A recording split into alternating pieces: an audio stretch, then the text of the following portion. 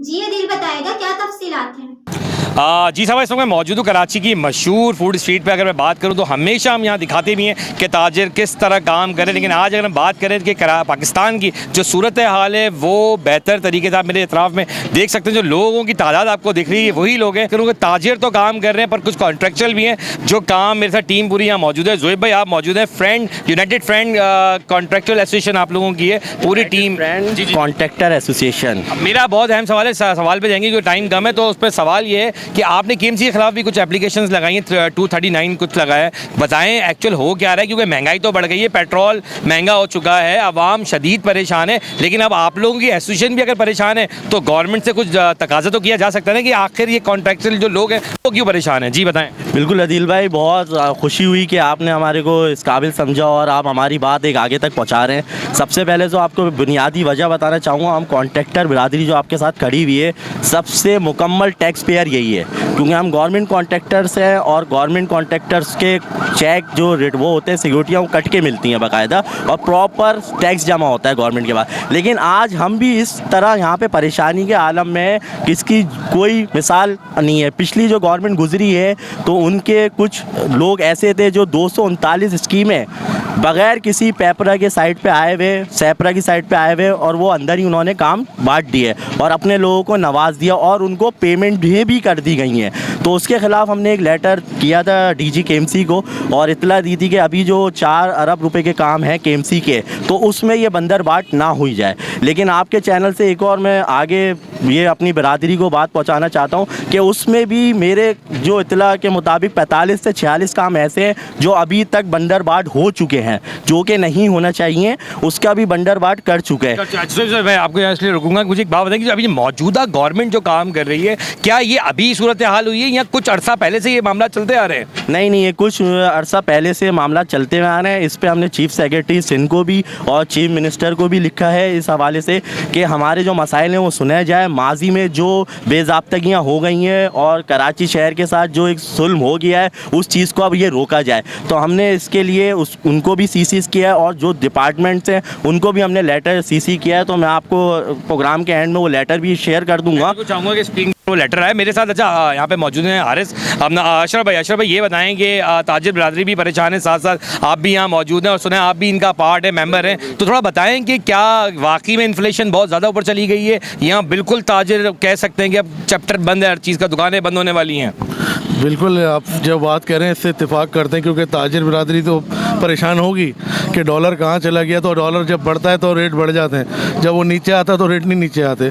तो जैसे ये हमारे कॉन्ट्रैक्टर्स के प्रॉब्लम्स हैं कि रेट्स का इशू बहुत बड़ा है, कि जैसे आज मार्केट 1000 रुपये की जैसे एक सीमेंट की बोरी है तो हमें मिल रही है वो 500 रुपये। इस तरह सरिया है, बहुत सारी चीज़ों में रेटों में मसले हैं।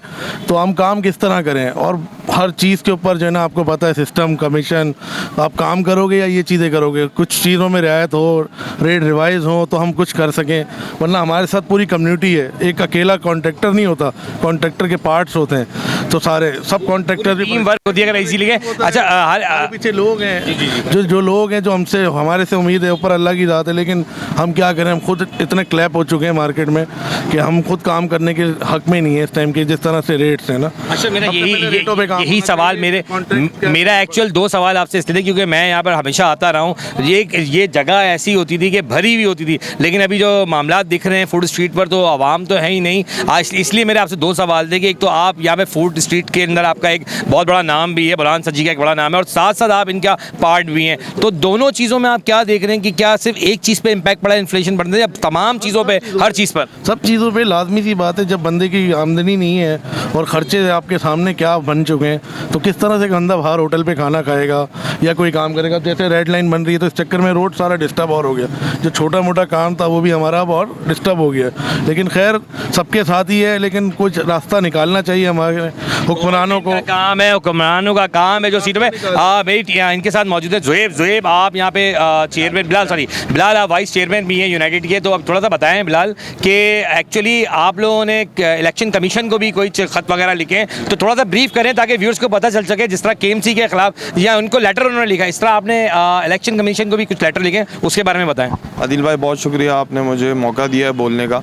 हमने बेसिकली जो अब हालात चल रहे हैं मुल्क के, इस हालात में अब जब हुकूमत चेंज हुई है तो केयर टेकर हुकूमत आई है, उन्होंने जितने प्रोजेक्ट थे वो सारे सीज़ कर दिए हैं। इस वक्त जो ऑन गोइंग प्रोजेक्ट थे वो भी रोक दिए। अब लोगों को ये समझने की ज़रूरत है कि ये एक इंडस्ट्री नहीं है, सिर्फ बात हमारी नहीं है, हमसे मुंसलिक हैं 19 इंडस्ट्रीज़ हैं जो इसके नीचे लेबर आती है, मिट्टी वाले आते हैं, क्रश वाले आते हैं, मुख्तलिफ इंडस्ट्रीज़ से जॉइंट हैं।